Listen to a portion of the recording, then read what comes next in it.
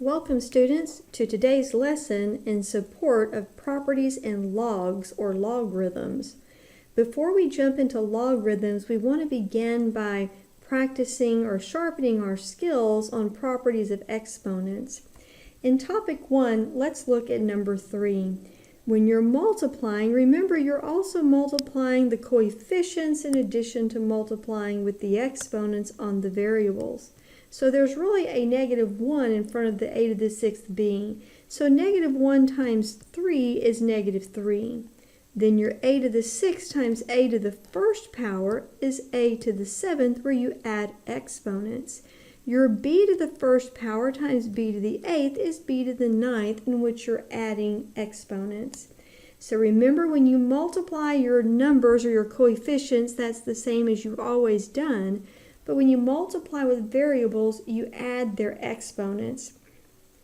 Number 7 is a fraction. When you have fractions, remember that you subtract the top exponent from the bottom exponent. So going to a more basic example, looking just over here at number 4, if we have x to the 5th over x cubed, it's x to the 5 minus 3, which is x squared. This becomes a little more difficult in, say, example 7. 3/7 does not reduce, so it just remains 3/7. Then your a will be to the power of 2 minus 1, so it's a to the 1st power. Your b will be to the power of 5 minus a negative 3. Now let me write this down. 5 minus a negative 3 is really 5 plus 3, which is 8. So you need to be very careful when you're subtracting with negative numbers. So the result, written a little more cleanly, would be 3/7 ab to the 8th power. Let's look down at number 12. This has an exponent on the outside of the fraction, which also has exponents. So the numerator will be squared as well as the denominator. So your 5 squared is 25. Your x squared squared is x to the 4th power. Now, I try to use a little bit of a visual when I teach this by telling my students, in my mind, I visualize a little dot right here on the parentheses, which reminds me to multiply the exponents. So I'm multiplying the exponents when I'm coming across that parentheses. So x squared squared is x to the 4th. Y is to the 1st power squared, and the 1 times 2 is 2.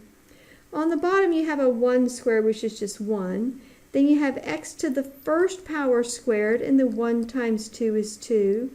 And you have a y cubed squared, and the 3 times 2 is 6.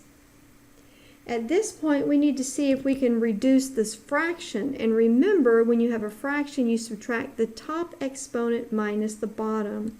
So you have a 25x to the 4 minus 2, which is 2, and y to the exponent of 2 minus 6, which is a negative 4. Now, they want the answers written with positive exponents, so the 25x squared is fine, but you need to make a fraction now and put the y to the 4th on the bottom in order to make that exponent a positive value. Moving down to topic 4, we're working with radicals. Now you're familiar with the square root, in which we don't normally put the 2 on the hook, but the square root you should be relatively familiar with. 13, this is a cube root, and they want me to rewrite this as x to a power in which the power is a fraction.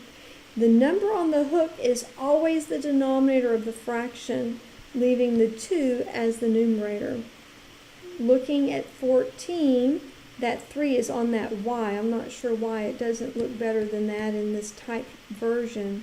This is what the question looks like. So remember, the 5, the number on the hook, is always the bottom of the fraction, so this is y to the 3/5.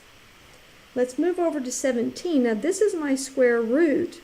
Remember, if there's not a number there, it is assumed to be 2. So this is x to something in which the denominator of the fraction is a 2. Now remember, we assume an exponent of 1, which is y the square root, is written as x to the 1/2 power. That just takes a little practice in order to get consistently good at this. Now let's move into our connection to college algebra, where now you see logarithms.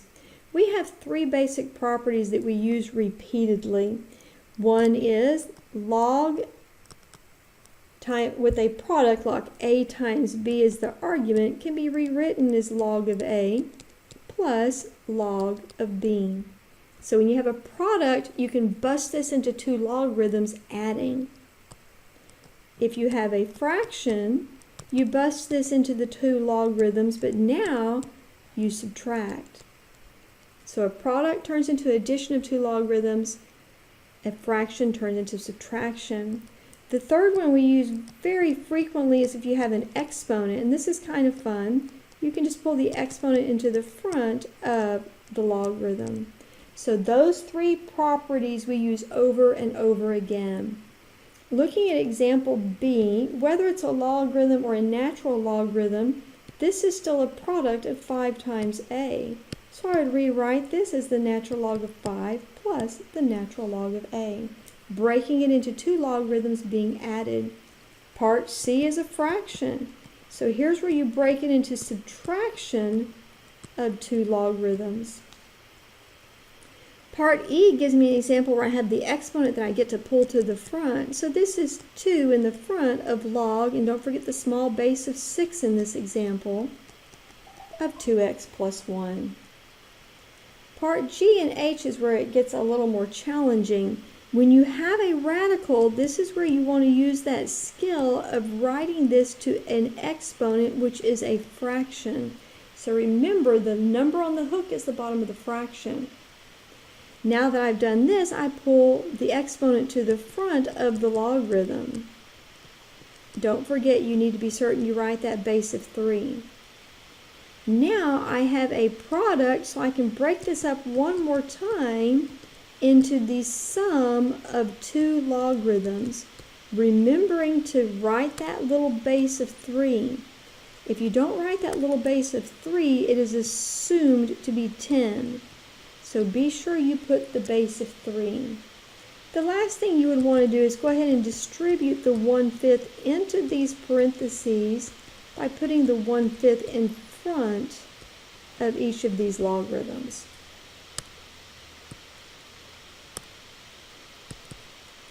Part H looks rather complex.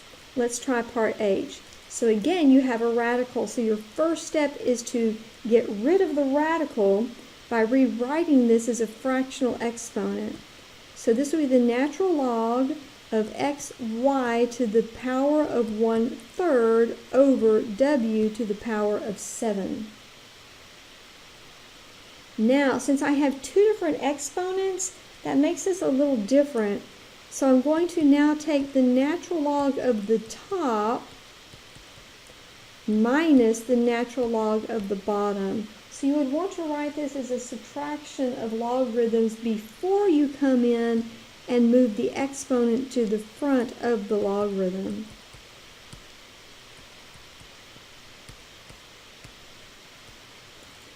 Now, the first term has a product in the natural logarithm, so we would expand this out to be 1/3 times the natural log of x plus the natural log of y. The 7 natural log of w is complete. And last but not least, we would distribute the 1/3 as coefficients of these two natural logarithms in the parentheses. So once again, it just takes a little practice of using the properties. Now number 2 is very different than number 1, because number 2 is asking us to rewrite the given expression as a single logarithm. A single logarithm means collect all these logarithms into one logarithm. So using the same properties, let's look down at part C. There are 3 logarithms written here. So when you're adding and subtracting logarithms, this is an expression. We want to pull them into one logarithm. So the first thing we do is push these coefficients up as exponents. So when we do that, we have log of x to the 4th, and that's an assumed base of 10 since they did not give me a base. And then the first two logarithms are being added, so I can pull them into one logarithm, writing the argument as the product of x to the fourth y to the eighth. Now I still don't have one logarithm, there's two, so I'm not complete, I'm not through. Now with subtraction, I can write this as one logarithm of a fraction. I now have one single logarithm, meaning I have completed this question. I have my answer. Part E is another one that's a little more challenging in this set, but very similar to Part C. The first thing I need to do is push these coefficients up as exponents. So this would be m to the 7th and n to the 1/3.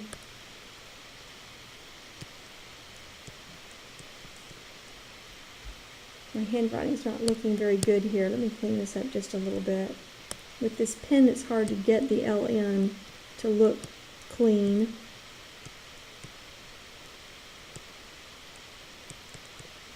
There we go. Okay, so now with subtraction, I can rewrite this as a fraction of m to the 7th over n to the 1/3. It's a little odd to have a fractional exponent, this n to the power of 1/3. And so in most cases, they're going to ask you to rewrite that as the cube root of n.